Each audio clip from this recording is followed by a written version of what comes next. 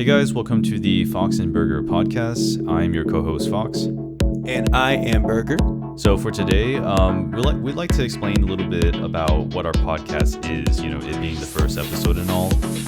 We also have some more like anecdotal stuff towards the end, but I think first things first, we should probably talk a little bit about ourselves. So I'd like to pass the mic over to Burger. All right, thanks for the mic. I'll pass it back once I'm done. So, I am Burger. I am a bull, and I have nice blonde hair. I have a nice summery surfer dude kind of a vibe. I like tank tops and the sun and going out places and stuff. And I say that, but that's just my fursona. That's not the real me. I was about to ask, do you actually like that? Do you actually like the beaches and stuff? Yeah, man. Like, that's why I picked the vacation spots that I do, you know? Mm-hmm. Well, I mean, sometimes it's jungle rather than beach, but, you know, you get my drift. Sure. Gotcha. Anyway, outside of the fursona, you can catch me online as Lightning Runner. You can call me Lightning or Burger. The way that I was introduced into this fandom, we could start with that, is years and years ago, I saw how the internet reacted to furries, that being the real negative kind of stereotypes and such. And I carried that with me, and honestly, the more of a feedback loop you get of that, the more it just seems like it just gives you such a, like, even if you have your own personal faults, even if you are in yourself kind of an asshole, you still have that mentality of, well, at least I'm not a furry. And that's basically how everything changed in a way. I was in a, like, do you remember MSN chat groups? I remember MSN. I don't know if I was in any particular chat groups, but I do remember MSN. Yeah, so this was over MSN chat groups. Before that, basically Sure. went over to, I don't know, Skype, which then went over to Discord, whatever. And then somehow Telegram came along. Anyway, I'm getting into a tangent. So, in this little group chat that I had over MSN, I'm not sure what the discussion even was at this point, but somehow I uttered the words, well, not uttered, I typed the words, well, at least I'm not a furry, but I didn't use the word because I'm not sure how we feel about swearing in this podcast for now. Mm-hmm. I used some more vulgar terms, we'll just say. I was in my edgy teens. And someone else in the chat who is a little bit older was just like, "Excuse me? Is that what you're going to say? You know I'm a furry, right? Is there something you need to say about me? Is this what's going on?" Like, it wasn't quite that. I'm paraphrasing what he said, but that little, like, response of, "Excuse me?" was all I needed to realize, oh, wait, you know, maybe these furries are humans after all. Yeah. No, we're animals. Clearly, yeah. And it's kind of interesting how the spotlight went onto me being the hater rather than, like, what I assume goes through the heads of some of these other furry haters, or just people who do not like or straight up hate furries. Like, I guess they assume once they encounter a furry in the wild that they just will be, like, telling them off and bullying the hell out of them. But basically the spotlight went over to me instead. Because, you know, that's how life actually works. No one really likes a squeaky wheel. Mm-hmm. So, once that sort of heel turn happened, I dove right 100% into the furry thing. I was all about getting a fursona and the role play and looking at the art, and, like, I just couldn't stop thinking about it because that's how my mind Just curious, works. what year would you say you joined the fandom? If you can even pinpoint it to a year. I would pinpoint it to officially calling it March 2010. So, in a couple of months will be my 11th year anniversary. I should also Happy mention birthday. I'm an old fart. I'm 29 years old. Yeah, I'm 26 for the record. I don't know if that means anything, but let that be on the record. I just turned. Yeah. I mean, it's just the amount of new and younger furries that come into the fandom constantly every single year just makes you feel older and older and older. Yeah. But I guess that's life. I guess we should mention now. Well, go ahead and explain how you got into the fandom. Sure, sure. Um, well, for me, I definitely didn't have that experience. And maybe it's good because we can see how the fandom, like joining the fandom, is different from for each person. For me, I would say my interest in the furry fandom began when I was a kid. Back in Texas. I'm from the Republic of Texas, by the way. But The back in Republic of Texas. Texas. Yeah, I don't even, the funny thing is I wasn't even born in Texas, but I kind of I continue on with the joke. I wonder if it's a good or bad thing, but anyway, so like when I was young, I lived with my grandma, me, my sister, and my parents, my mom and dad. We lived with our grandma, and she had two dogs. And I remember me and my sister would always play with them like almost every day. We would take them on walks, we would feed them, we would wash them. And I don't know exactly why we wanted dogs, of all companion pets. We didn't get cats, we didn't get birds, but anyway, that's like when my interest in in animals, I guess you could say, because I thought they were cute and they were furry. That's when it first began. Along came a movie called Balto, which is my favorite movie of all time. For some people, I think they get into the fandom through the Lion King, but I'm more of a canine person, so I went down the Balto route, and I would say that I really didn't know what a furry was when I was young, and I think like come high school, middle school, high school, like I'm going on the internet more often. Without like like I've got my own computer and stuff, so I can just look up these things, and then like I kind of like I didn't know what these like what furry meant. I didn't know what these art pieces were about. So, but then like I kind of slowly gained interest over time, and I think you could say I was a closet furry for that period of like middle school, high school, and then it wasn't until I got to Taiwan, what was it, in 2017, that I officially said, like, you know what, like I don't want to be like a lurker anymore. I want to do something. I want to go out and meet some friends. And so I always tell people that, despite being from the States, I actually started my furry, I guess, career in Taiwan in 2017. So I'm fairly new to the fandom. So you're a professional fox, is that what I'm hearing? Yeah, I am professional fox. Be that as it may. Add that to your CV. Yeah, totally. I think we also want to mention, maybe now is a good time to mention like where we're currently based. I am in Taoyuan, What country? Taiwan. There you go. Well, yeah, and me too, actually. I'm recording here in Taipei, Taiwan. We're both in Taiwan right now due to some interesting circumstances, I guess. Yeah, so basically, a couple of years ago, I got the offer to teach English as a foreign language in mainland China. This was when I was looking for work. I was kind of like, I was working at a TV station as a temporary thing, even though they gave me full benefits for the whole 6 months or so. And while I was on the job hunt of other potential careers, I saw that they were looking for English teachers. You didn't need any experience with teaching. You didn't even need an education degree. All you had to do was take a little online course, give them some info, and then you would basically be on your way. And at first, you look at something and you think of, like, is this a phishing scam? Is this like a money laundering scheme?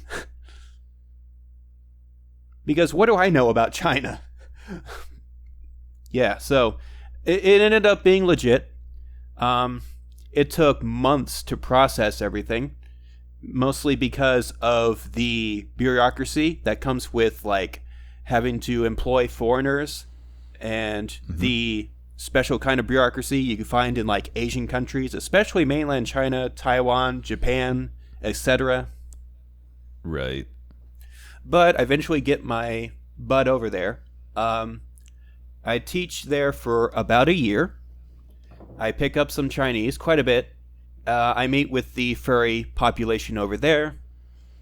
And I would go back to the States once my VPN stopped working. My little workaround around the Great Chinese Firewall, as they like to call it. My bypass around there stopped working. I was feeling a little bit homesick, so I ended my contract. Well, basically, I ended my contract on time, but they wanted to extend it until about October of that year. And, like, basically, we worked it out, and I left on time. I spent some time going on a holiday break to multiple Southeast Asian countries because I had the money and time.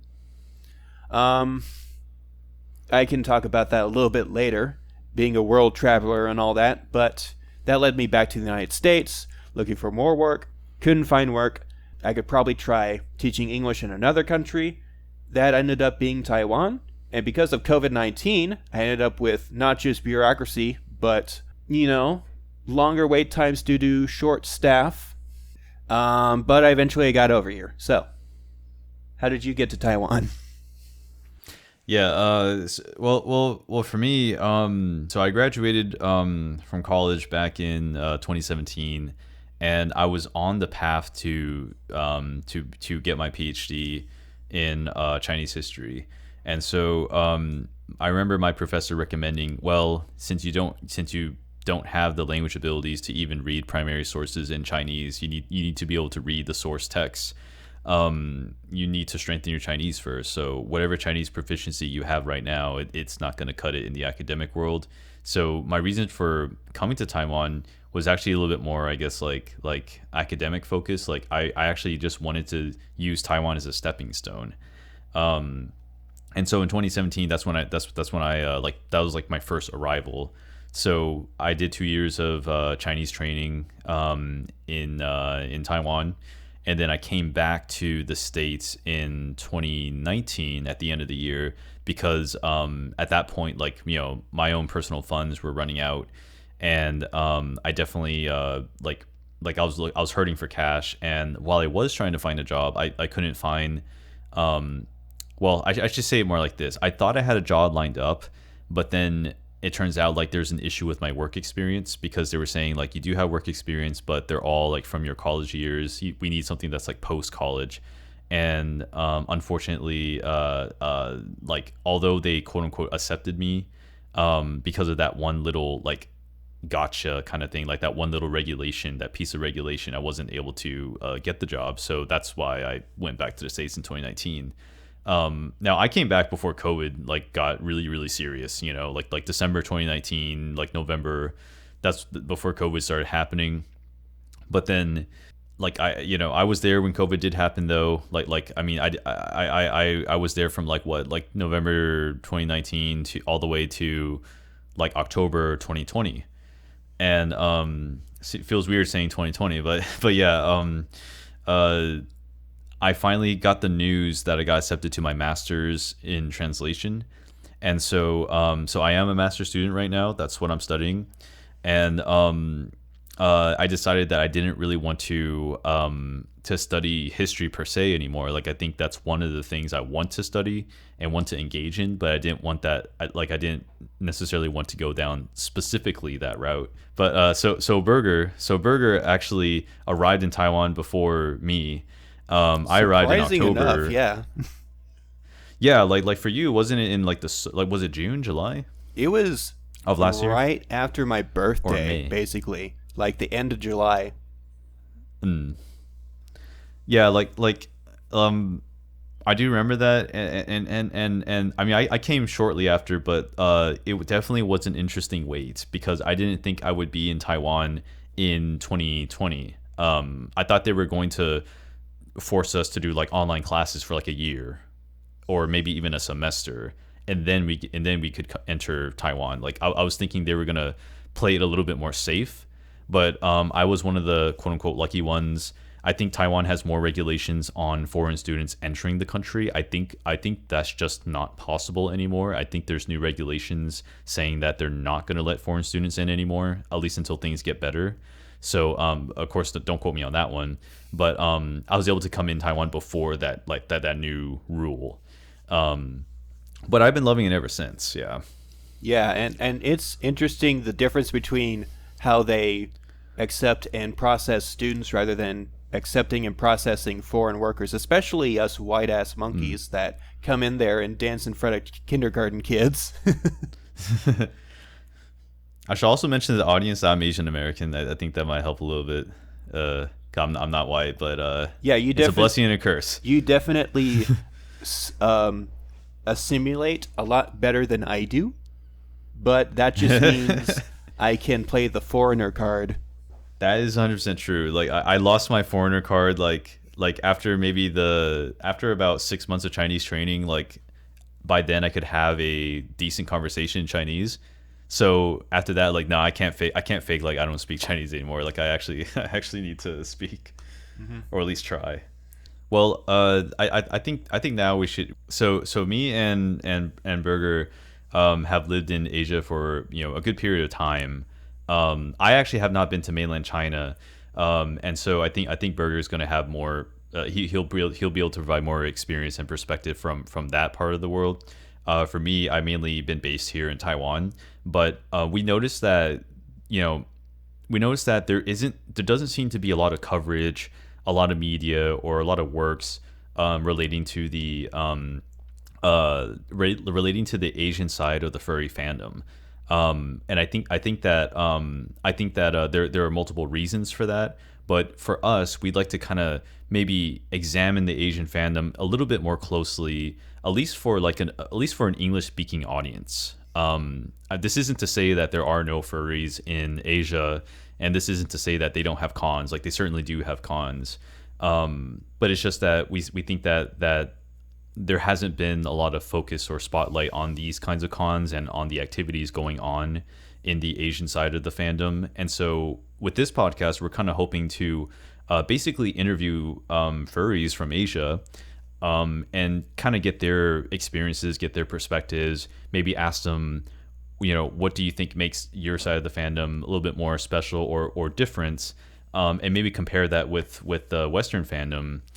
Because we think that there's something worth looking at, and we also, I think it's fair to say that we also think that there's a lot of stuff to do in Asia, and while people may focus a lot on like the American conventions or perhaps even in Europe, like with EF, people I think when they think of like the FurCon, they may think of like FurCons like MFF or AC.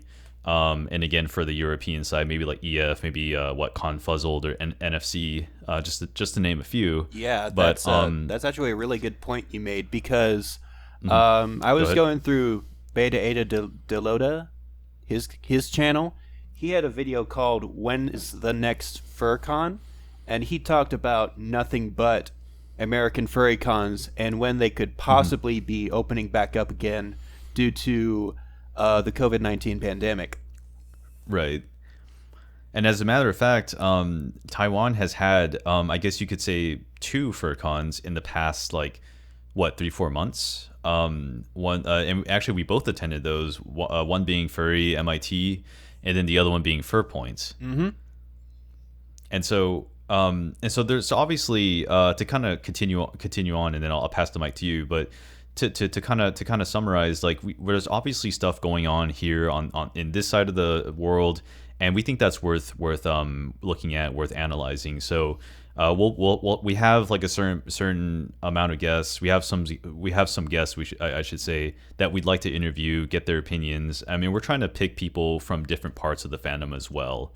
So just to kind of like align with our mission of just further exploring this side of the fandom. So. I'll pass the mic to Burger if he's got anything else to add.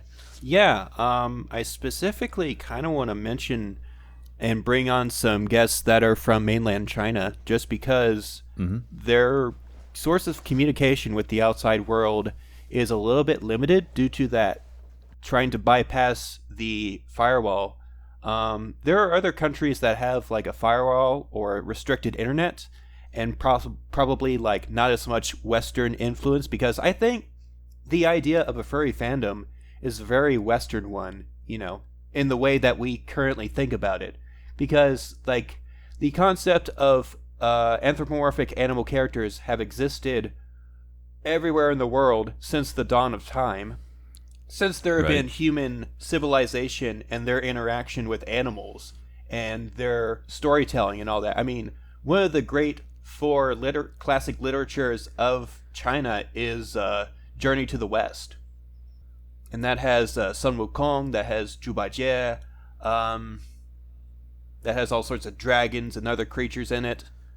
People don't really see that as anything particularly special, like, oh, you know what, I'm so inspired by this Monkey King guy that I'm going to be my own Monkey King OC. But like even I know one monkey furry in China actually, and he might be the only monkey furry I know. There's not a lot of monkey furries in general, even in the West. I think it's just because monkeys are too close to like humans, or like their kind of personality or animal stereotypes just don't interest people to create a character that's based on any sort of primate or monkey. But there are a couple out there, and I appreciate that they pick a unique species. Right. I guess I didn't pick any unique species. I'm surprised that bovines are unique. Your name makes me really hungry. Can I just say that? Yeah, I know. It's intentional that I named him Burger. I haven't really talked much about Burger's, my character's backstory, just because it's kind of dark, and but Oof. Like I don't know. I just was trying to think of like, okay, what do I call this cow bovine Sona? And the first thing that popped up in my head was Burger, so I just went with it, and I decided on a backstory later. So the backstory is he was in the factory farm processing sort of lifestyle. He was caged up. He was force-fed. He was built to be one of the studs. No, not the studs. One of the bulls. To what exactly do you call it? Anyway, he was in the system that basically processes and slaughters cow meat, but as a bull. So he managed to escape, but not without his tail being cut off in the process. That's my excuse for my partial fursuit not having a tail. Wow. So does that mean like when you you won't actually have a tail at all though, right? Unless you're gonna like break character, or like unless you change your character. If I ever get a full suit of Burger, it'll just have a little cut off nub. Okay. Yeah. Gotcha. See, I come up with things first and then think around it and try to explain it and try to make it seem like I know what I'm doing. You're smart. I mean, that's basically how there are like interviews with like Neil Gaiman about how he does his story drafts and all that. And that's basically his process, type up everything that happens in the story, and then in your second draft, make it seem like you knew what you were doing the whole time. Fake it till you make it, maybe. Something like that, yeah. I'm surprised you didn't pick a wolf Sona based on how much you like Balto, actually. Yeah, well, that's a good segue to what I was gonna say. Well, first off, as is obvious, I am a fox. And to answer your question, I think there was a point where I liked wolves more than foxes, and that probably was most of my childhood. And man, I remember trying to watch as many movies as I could about wolves, or even like wolf dogs. So I did end up reading Call of the Wild and White Fang by Jack London. I still remember that was like, I remember that, man, I think I read that in high school, just out of pure leisure. It wasn't homework. I remember reading like a chapter per night or something like that. I've got like my stuffed dog with me. I'm just reading in bed, like before going to bed. And I think like I always wanted to ask Jack London, "Hey man, are you a furry?" but yeah, like I don't know exactly when the change happened, but I'm pretty sure it happened around when Zootopia got released. And you have to remind me, was that in 2016? Yep. Or was that 2014? 2016, right? Yeah, 16. So I remember watching Zootopia like 4 times in the theaters, over a period of like 2 months. Like I remember I was just bringing friends to theaters, so I was like literally giving Disney my money, but just because I wanted to see their reaction, just because like I love the movie so much. And then I think it was basically because of Nick that I decided, okay, I'm gonna be a fox. Like that's it. Like I like Nick. I like the way he looks. I like his voice. I love Jason Bateman. Love his personality. So I was like, yeah, I'll be a fox. That's not to say that my persona is like a cunning or sleazy fox like him. It's just like I guess I just liked the way they looked and I thought they were cute. And then I guess a little bit about my own persona though. His name is Michael, and I actually prefer if people call me Michael. I'm one of those weirdos, and he literally is me though. He isn't a character with a backstory necessarily. He's just me. So a little bit boring of an explanation there, but he's got like I don't know. I guess people can go to my Twitter and see what he looks like. You can go to Foxnack. I'm pretty sure we'll have the link posted somewhere.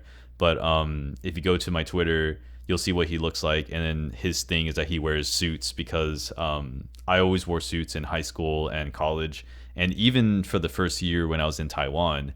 And people always like pick that out about me, like, man, you're always wearing suits like every single day, even though you don't have to go to work, or I didn't need anything that required a suit for that day. I just wanted to wear it because it looked cool.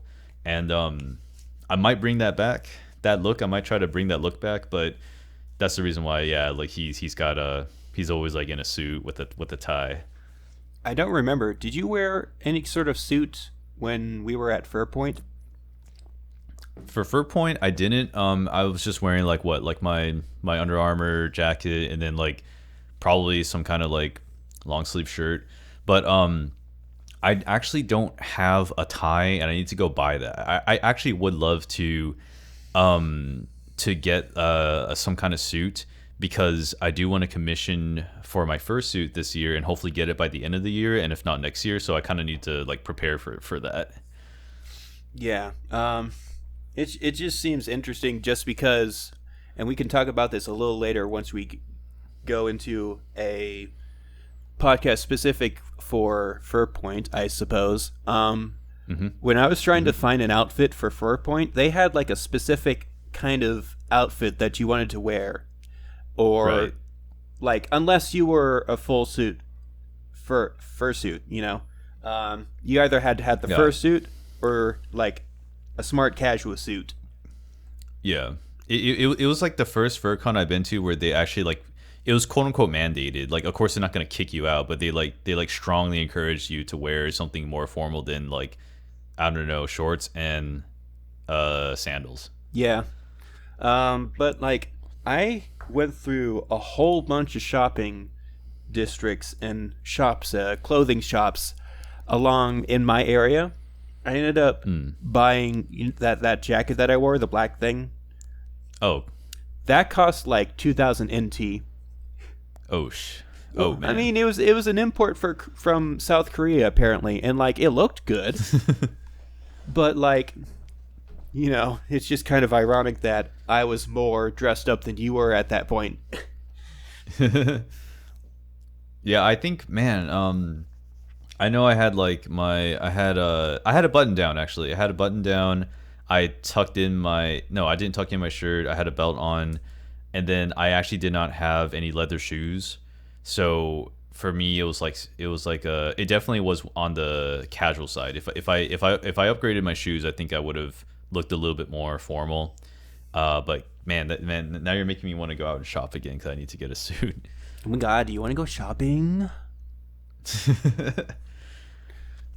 Like that, it just seems like your attire and your way of fashion is completely opposite to mine, because I'm all about comfort, and if it's not like a nice soft sweater with some sweatpants. I'm like tank top, shorts, sandals. It's I don't know. It's just for the most part of my life I had no sense of style just because the most I would wear was like my school dress code, which was just, collared shirt, tuck it in your pants, belt, khakis, typical school wear. And I didn't think much about it just because, whatever. Outside of school, I think I just had, like, I can't really remember. It must have been just the most basic boy clothes. Mm-hmm. But then, like, I think going into college and stuff, once I went past 18, I just decided that, maybe I would look good in this. And then I put it on and go, okay, I think I prefer this. I think I prefer having a sense of style. I'm glad I got involved in this fashion activity. I say it that way I say it that way just because, like, in any of the Sims games, whenever your character just does something and they've never done that activity before and then they end up really liking it, like if they eat food for the first time right after creation, the game goes like, I'm really glad I tried this cuisine activity. Yeah, I definitely think that especially me compared with everyone else, I probably dress slightly more formal than other people, but I definitely kind of like, I wouldn't say let my guard down, but I don't think I maintain that sense of formality anymore because, like, I just don't wear my suit and tie anymore, not as much as I used to. And I could, but just for the sake of like saving money, and also I had to be careful about like what to buy, because like if I want to keep like a good amount of like button down shirts, because I'm not just gonna wear the same button down shirt for like 7 days in a row. I need to rotate them, and then I need to make sure I get some decent khakis and rotate the belts because they can also wear out. So for I was really strapped for cash, like at a certain point when I was in Taiwan, my first time in Taiwan, like the second year, I was pretty strapped for cash. I'm like, nah, I can't maintain this right now. So now I can probably go back to doing that, but it's interesting you brought up the whole, like, I know we're a little bit on a tangent here, but it's interesting when you bring up the whole comfort kind of thing, because like that was my first initial, like, I guess, style, like just comfort. And then later I realized that, okay, yeah, like, and then you can start mixing and matching. You can start finding your own style that's based off of appearance. And I think like that's a good and a bad thing in itself, but I realized that suits was the way to go, and it made me stand out, but hopefully in a good way. Other people think I'm weird, but for me, I'm like, I'm okay. I mean, people think I'm weird just because of like my personality and my personal quirks. Same thing for me. Yeah, it's okay. We're both fanboys of each other, apparently. We're all weird on the inside, in my opinion. So, honestly, it just seems like I don't want to keep going on this clothes tangent. This just seems like a weird. We're talking about furries. Why are we talking about clothing right now? Yeah.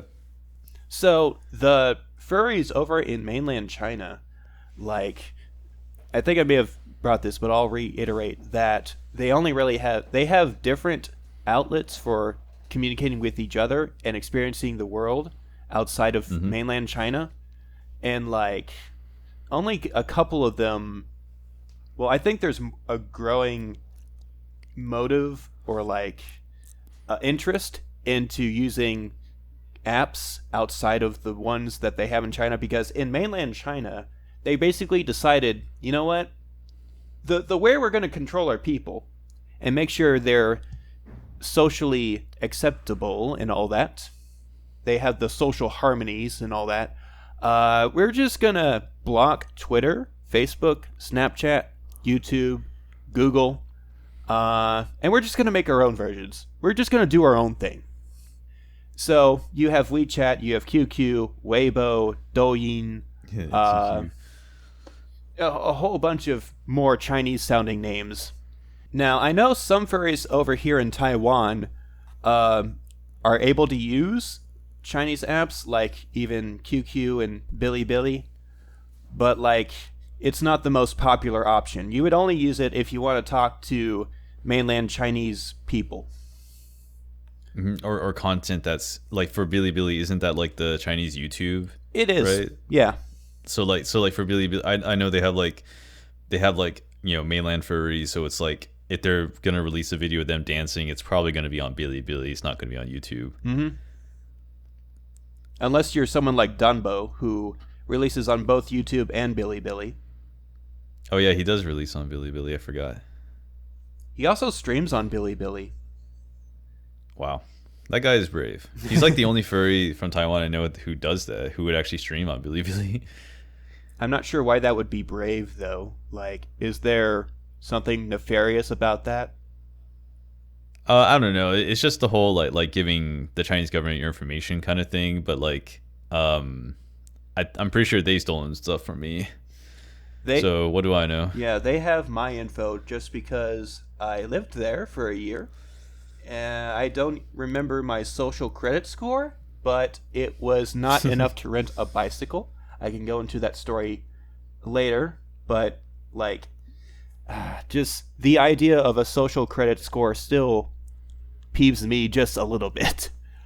Yeah, I was gonna say I didn't even know that was the case. Where it's like, depending on that score, you could or could not buy X good.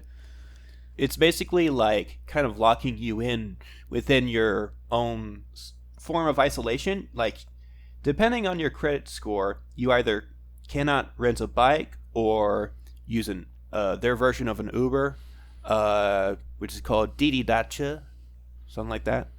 But most people just call it Didi because it's shorter. You can't rent a hotel room. You can't book a ticket for a train. You can't fly on an airplane. Basically, if the Chinese government does not like you, they're going to make sure you stay where you are until you learn your lesson, I guess. And that's just how the CCP rolls. There you go. Well, I mean, to kind of move away from politics a little bit, I was going to say, like, do you want to share any more anecdotes of like you being in Taiwan or your experience here? So I tried to learn a little bit of Chinese from a private tutor a couple months before my flight over to mainland China. So I basically started out sounding like a Beijing accent kind of a dude. But with the... Me too, actually. Yeah. And then I learned more Chinese when I was over in the mainland. And then when I came over to Taiwan, I felt the sort of culture shock of, wait, they say it like this? Really? Why are you softening certain words? It just sounds like a different word. Why are you saying "se" and why are you saying "se" instead of "sh"? You know, it's just like the way you say like 40, 14, and 44 in Taiwanese Chinese dialect. They basically sound all the same in my ears. Yeah, that definitely took some time for me to get used to. But it's like they get lazier with their pronunciation and language, but they keep the traditional Chinese characters. It's like a complete flip-flop of mainland China. Mm-hmm. But it's just language is interesting that way. Writing systems and speaking a language is just depends on the culture. It depends on all sorts of different factors. Like there's plenty of words that you use over here in Taiwan that are, I guess, closer to like Japanese words too, just because Japan occupied this little island for 50 years. Like the cram schools here are called bushiban, and that is a Japanese word that just coined and used here. Yeah, I would say Taiwan for sure has absorbed a lot more of those, I guess, like Japanese originating words, and they don't even need to be like, it doesn't even need to be written in Chinese characters. It could just be a Japanese word, and then it's like closest Chinese I guess like pronunciation. I was gonna say man, what's the word? It starts to see. It's on the tip of my tongue, but but yeah, yeah, let's just go with that. They'll find like the closest Chinese pronunciation for that Japanese word. But like I said, they can also just literally take the kanji, the Chinese characters used in a Japanese writing system, and just apply the Chinese pronunciation to it. They don't have to. They don't need to switch characters. They just literally use the same character. So I think one of the biggest examples, or probably one of the most common examples, is bento, which is pronounced biandang in Chinese. You're right. Yeah. That word is that. I don't even think you use biandang in mainland. I don't think that's actually used in the mainland. I think it's something else, right? Maybe. I didn't go to a lot of bento places in mainland China, but yeah, that doesn't sound like something they would say in the mainland, you know? It's like, I don't know where it is. I think it's like, I think it might have the word he, like he fan or something like that, like box. I think he is like he zi. I think that's the word for box, but yeah, that's one word that I can think of immediately. But yeah, because of that sort of like Japanese colonial heritage, there has been like a larger influx of Japanese created words that are just like directly adopted into like Taiwanese Chinese or Taiwanese Mandarin, if you want to say that. Yeah, Taiwanese Mandarin. Yeah, we could go with that. And also, there's just different words in general and different ways of saying things. Like the go-to I always ran into and think about is la jie tong versus le se tong. They both mean I think garbage can or trash can. Oh yeah, like mainland. I think isn't it 垃圾, right? 垃圾. Yeah, 垃圾. 垃圾桶 instead of 垃圾桶. Mm-hmm. That's. I think when I first looked up my dictionary, I was so stupid because like in my book they haven't taught that word yet. So when I looked at my dictionary, which is Plico, I think we both use that one. It says it follows the mainland pronunciation because I don't think it's from the mainland, but I think that it just follows mainland pronunciation. And so I remember saying like in the 7-Eleven, I was like 垃圾在哪里? And then they're like, what is that? And then like I had to show them the character. I was like, oh, listen. I was like, all right, now I have to relearn the pronunciation. And then a similar thing is some words they have the same basic how would you say phoneme, the same phoneme, but the tone is different. So I think in the mainland is Monday is 星期一, but then in Taiwan is 星期一. So the qi and ti are different. The same, I guess you could say the same pronunciation but different tone. Yeah. Also, like instead of saying hun, they say how, like in using like an adjective. Like something is very cool, say hun cool, is as opposed to how cool. Are you saying like which one is Taiwanese and which one is mainland? Taiwanese is how. You can both actually, mainland and Taiwan, they both use he and hao. Oh. Yeah, like if I watch like a mainland movie, they can say how cool. Yeah. Or how 好吃. All right. Yeah, that's interesting. Steve, I'm still learning the language. He has mastered it a bit more than I have. Like I'm definitely still a foreigner, man. Like I always think that my Chinese is good, but then whenever I talk to like real Taiwanese people, like god damn it, I'm not. Well, you know, like you're far above my level, and I'm still trying to learn. I can only read about 100 or so written characters in both simplified or traditional. Sure. And I don't know if my conversation skills have even gotten too conversational at this point. Maman lai. If you haven't heard that a lot, I'll say that to you. Yeah, Maman lai. 大丈夫? Well, I just like to make an observation about the Taiwanese fandom overall, because I know we're trying to bridge the Asian and Western fandoms. I know these are very, very generic, very broad strokes terms, but to be more specific, as I mentioned, I'm based in Taiwan and I've lived here longer. So really all my experiences are or at least most of my experiences really come from just living here in Taiwan. Like I've never lived in Thailand, for example, for like a permanent, like, or for a long period of time. So an observation I wanted to make was, I found the fandom overall to be quite welcoming, like more welcoming than you would think. And although I think I would definitely say that the Taiwanese furs tend to be more shy and maybe a little bit more reserved compared to, I'm just going to say American furs because that's where I lived. I definitely want to make that observation. I do think that Taiwanese furs are more shy, but I felt like at the same time, there is still like a group of Taiwanese furs who, no matter if you are a foreigner or no matter if you can't actually speak Chinese very well, I think they would still like to be your friend and communicate with you. I just know that there's like that initial cultural and language, that linguistic barrier, I would say, that's there, and it definitely gets to me every now and then.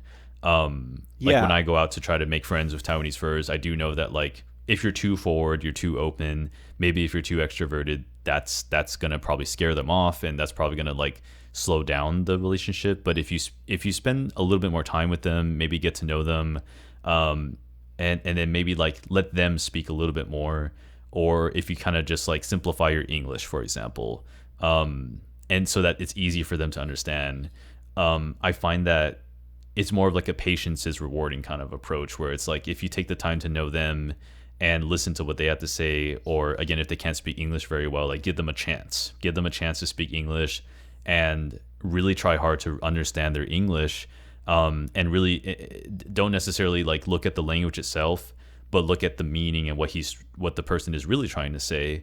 I found that like if you give them a shot, then they're willing to be friendly and welcome you. Yeah, honestly, you are absolutely spot on. Not just with the Taiwanese furries, but the Taiwanese in general are kind of like that. Now, I've met some Taiwanese people who are way more direct and open than your typical Taiwanese person. Mm-hmm. But like anyone who has like approached me and said, "Oh, are you American?" And I say, "Yes, I am." 我是美国人. It's like, "Oh." Because first of all, this may be the first time they ever met an American. Second of all, I just wowed them because they didn't expect me to know any Chinese. Like, it even happens on the train in public transit. Just like random people are just like, I'm going to take a chance. I studied English. I'm going to take a chance. I'm going to do it. And it works out, you know. You exchange lines, and you oh, by the way, the main source of communication here in Taiwan, similar to Japan, is Line. That is right. They even have Line Pay. I haven't set that up, actually. I have not set up like the Line Pay. I just pay in cash. Yeah, honestly, it's a lot more convenient to use Line cash in Taiwan rather than trying to do the more technological thing and use your phone to pay with everything like you would be able to do in mainland China. My goodness. Yeah. I did not carry my wallet anywhere in China unless I knew I had to bring like some sort of like identification for some reason. But like, yeah, I just had my phone and my keys, and that was it. That's all you really need, because your WeChat Pay is linked to your bank account. You can also use Alipay. Even the street vendors, like... Yeah. Even they're selling like sweet potatoes or something like that, like warm sweet potato or something. Yeah, warm sweet potatoes. I heard they had like, and they got the QR code like on their booth or stall or whatever, and then it's all QR codes, man. And I think that's like slowly catching on in Taiwan with Line Pay, but it's just not as fast. Yeah, just because why would you? You know, you already have a bunch of cash in your wallet, so like why not just use that? Also, the cash and the coins, it's just part of that is like a symbol of like Taiwanese like pride in a way, I think. Oh, really? I haven't heard about that. It's just from how they have like the illustrations on the money. This is just me talking. I have not heard this anywhere, but from my observation, like, and even just the way they talk about like the new design for the passports for Taiwanese citizens. Right. Like they really wanted to add that like boba tea thing onto the passport. That one didn't make, unfortunately, for some boba tea fans. Ah, dang. There are plenty of great boba tea shops around the world, but for the most part, my experience with them has been here in Taiwan, just because this is the originator and main export of such drinks. Mm-hmm. Like right now I'm drinking. It's not boba tea, but it is a special kind of a tea. What is it, like Ali Shan green tea? Alishan is I think that is a. I know it's a mountain tea. I think Alishan is a kind of oolong. I think. Yeah, it tastes like oolong. It's pretty good. See, I'm not an expert in tea. I just recently learned back in the mainland, like not too long ago, that they call it something different than black tea. What did they call it? Hong cha. Hong is red, not black. That's what they also call it in Taiwan. Yeah. That's what I mean. Like in English, they say black tea. In any Mandarin, right. they call it Hong cha. Right. And it's not necessarily a difference in like how they prepare the tea in the different countries. I guess it's just like I'm not sure what the difference is. I'm not sure. I don't remember how like the language difference split there. Yeah, I'm actually, that I'm not too sure either. I'm not too sure like why in English we call it black tea, but I know that color in different languages. I know that because of the way that they perceive things in that culture, that affects what word choice that they use. Because I remember going down the rabbit hole, which I won't do here, but I think the TLDR is basically like your culture will determine what words you can use for color. Because I think there are some cultures where like I don't know, like pink, like I don't know, for us maybe it's like maybe in English it's a shade of red, but in other cultures it's a shade of white. So that's how they'll describe it. Like it's like you're adding white to red instead of like you're starting with red as a base or something like that. That's a really interesting way to think about that. Yeah, something like that. And like when you study colors of different cultures, especially if these cultures are very very different, I think it becomes more clear. Yeah, but I also wanted to add, if we still have some time and we're still talking about like our lives in Taiwan, one thing I really liked about living here is the fact that like food and drinks and just things like that are just really really cheap, at least compared to the States. Like if you're coming from like New York or California, you're gonna love it here because at least where I live in Taipei, so I live in the most expensive city, but I still would call it like, at least for a Westerner, I find it to be relatively cheap. For me, like I'm paying at the very minimum about $3 per meal, but truth be told, it's going to be closer to about like $4 because like 3 is just like the absolute minimum. 3 USD is like the absolute minimum. I'm paying something closer to 5 or 4 or 5. But of course, like when you go to restaurants, you don't tip. If I'm not mistaken, like most places in Asia, you just don't tip overall. Exactly. So like if this food is like $4, you're just paying $4. You go in, you eat, and maybe you throw away or like you return the tray or something like that, or you throw away whatever you need to throw away, and that's it. You don't have to like put anything on the table, anything extra. You have to give them extra. It's just you pay the $4 and that's it, and then you're done. Yeah, and like I just earlier today for dinner, I went up to some sort of noodle stand, and I got sesame sauce noodles, and I got egg drop soup, and I got a little poached egg for the noodles, and that basically rounded up to 90 NT, around $3. And that was before I got my drink, which was the tea, and that tea was $1, 30 NT or so.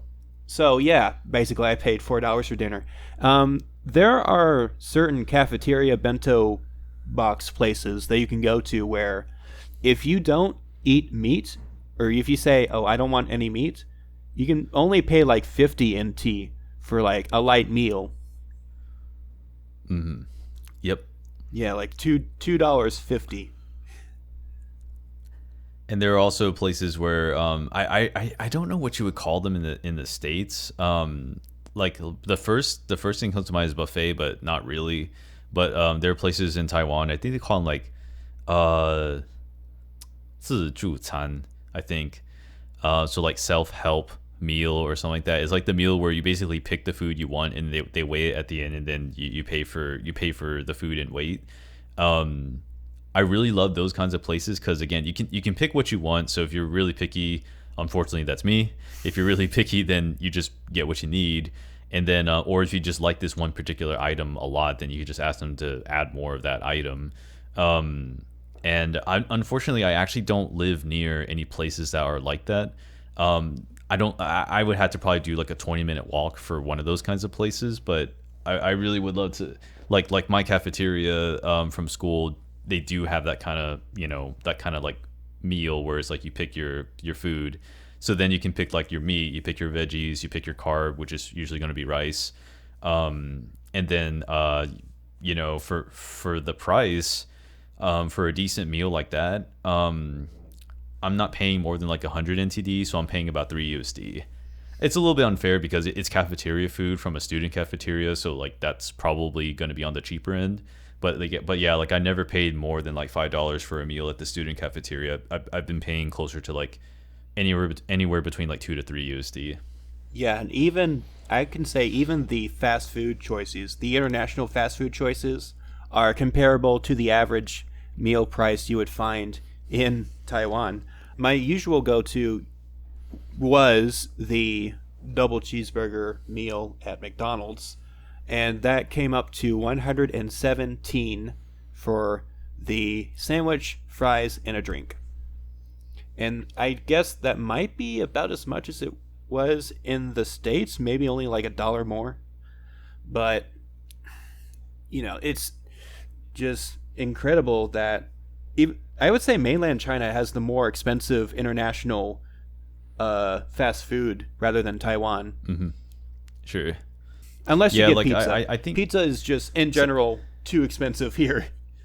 Yeah. Oh man, pizza here, and plus, I always found the flavors to be weird. I feel like that's a different topic for another time. But yeah, I don't really get the flavors here. At least it's hard to find just straight up pepperoni. It's hard to just straight up. That's hard to find. Mm-hmm. At least you haven't eaten fruit pizza. Well, I've had pineapple on pizza, but I think the fruit pizza you're talking about is like, man, like did we talk about this before? Did they add strawberries or something like that? Imagine the kind of fruit you would get in a little fruit cup thing, like sure, and then dump that onto cheese pizza. Not like, not pineapple. I think pineapple might be there, but think like some kind of apple or pear, orange. Just that's one way to healthy up your meal. Healthy other food, just to literally dump fruit on it. I'll have to. I have a picture of it. I'll have to show you later. But sure, even the picture of it just did not look appetizing. But also, one of the strangest pizza combinations I've seen. I don't know if it's in Taiwan or Japan, but they had a boba style pizza. It was basically a dessert pizza with the boba bubbles, tapioca. I heard of that before, and I don't know if I actually tried that, but I'd like to try it just to see how it is. I like to try it, but I don't know if it's good. I wouldn't venture into anything like that anytime soon. Like there's a point where you're trying to find out what kind of crazy foods that you like in a foreign country, and sometimes you go for it, and then sometimes you don't. I remember. I just want to say right now, like Burger is way more like he's way more adventuring than I am. I just want to say that right now. Oh yeah, I've had scorpion in Thailand. How's that? Salty, crunchy, not worth the 80 or 90 baht.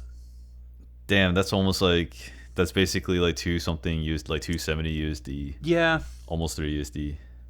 The baht and the Taiwanese dollars are around the same amount of economic power. Right.